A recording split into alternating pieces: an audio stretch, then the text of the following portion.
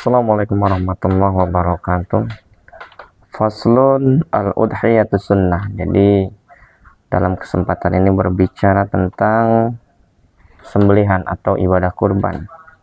Faslun al-udhiyatu sunnatun. Jadi ibadah kurban itu merupakan sunnah.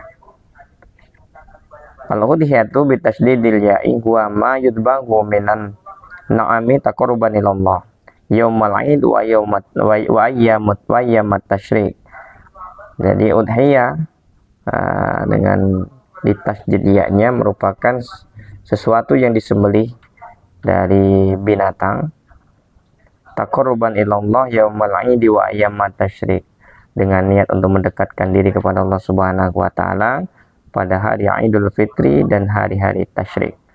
Wa yuqalu laha udhiyah, dan juga dinamakan dengan kalimat itu. Wal aslu fiha qabla al-ijma'i qauluhu ta'ala wal budna ja'alnaha lakum min sya'airillah. Jadi asal dari penghukuman terkait dengan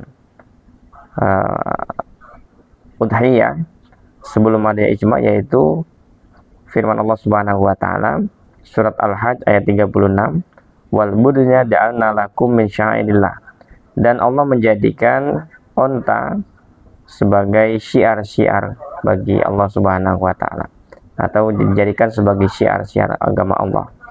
Jadi pelaksanaan kurban bukan sekedar untuk taqarrub ilallah secara pribadi, tapi ini merupakan syiar. Artinya syiar berarti memberikan implikasi kepada orang yang banyak, memberikan pengaruh, memberikan kampanye kepada orang yang banyak.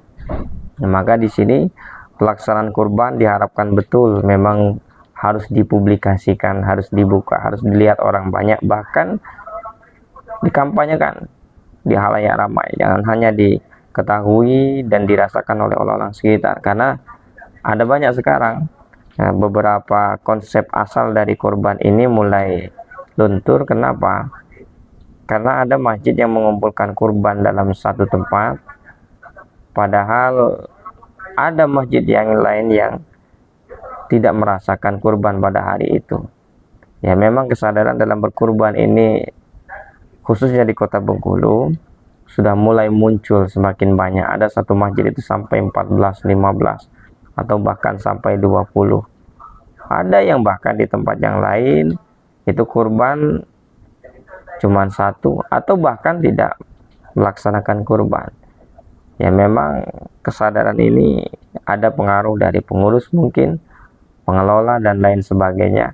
Tapi terlepas dari itu, ada beberapa memang yang tidak melaksanakan kurban karena memang kompleks tersebut, daerah tersebut, desa tersebut memang penduduknya belum mampu. Maka oleh sebab itu alangkah baiknya kalau memang ada beberapa masjid yang memang sudah lebih overload, ditasarufkan kepada masjid-masjid ataupun musola-musola mungkin yang pada hari itu tidak merasakan kurban sama sekali. Karena bagian dari syiar bagaimana daging itu bisa dirasakan ataupun bisa dinikmati oleh orang yang banyak, karena ini bagian dari syiar-syiar agama Allah Subhanahu wa taala. Wa qauluhu subhana, dan firman Allah Subhanahu wa taala, fasholli li rabbika wanhar, salatlah dan berkurbanlah. Al masyhuri wa ghairu dzalik wa hiya sunnatun muakkadah, dan hukum dari kurban adalah sunnah muakkad. Wa syiar, dan syiar zahirun yang nampak, yang bagi liman qadira alaihi ayuhafidhu alaiha. Jadi yang diminta kepada orang-orang yang sudah mampu untuk senantiasa menjaga, untuk melaksanakan kurban ini dengan baik. Wa dzahaba Malikun rahimahullah ila wujubiha, bahkan Imam Malik pun berpendapat saking pentingnya kurban ini, beliau berpendapat bahwasanya kurban itu adalah wajib. Wa qala Abu Hanifah yajibu 'alal muqimi bil baladil musir. Nah, menurut Imam Abu Hanifah wajib bagi orang yang mukim di tempat, di negara ataupun di daerah yang musir itu daerah-daerah yang tidak dalam kondisi konflik, dalam kondisi nyaman, aman. Wa hadzal ladzi yamliku nisaban, untuk orang-orang yang sudah memenuhi satu nisab. Meskipun dalam kalimat selanjutnya wada'wal wujubi mamnu'ah bis sunnah asy-syarifah. Meskipun pendapat itu bertentangan dengan sunnah dari Rasulullah SAW, beliau bersabda, umirtu bin nahri wa huwa sunnatun lakum. Saya diperintahkan untuk melaksanakan ibadah kurban dan itu menjadi hukum sunnah bagi kalian semua. Dan dalam hadis Daruqutni, kutiba alayya an-nahru wa laysa biwajibin alaikum. Saya diwajibkan untuk melaksanakan ibadah kurban tetapi tidak wajib bagimu. Ini memang ada beberapa hukum yang menjadi wajib bagi Nabi tapi menjadi sunnah bagi umatnya. Dan salah satunya yaitu ibadah kurban. Tapi saking pentingnya kurban, Imam Malik pun menyampaikan tanpa memberikan batasan. Beliau menyatakan bahwasanya orang itu dinyatakan untuk melaksanakan wajib.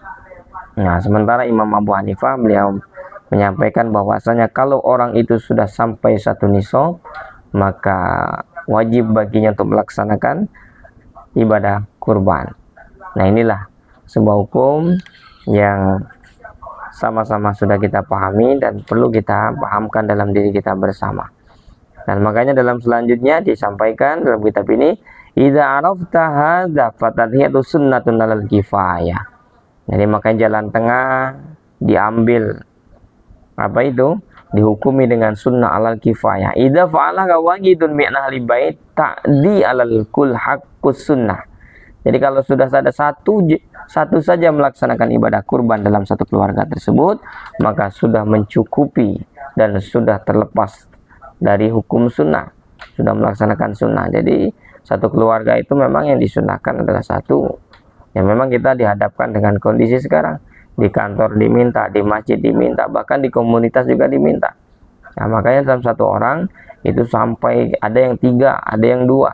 Nah, tapi kalau memang seandainya dia mampu, tidak masalah.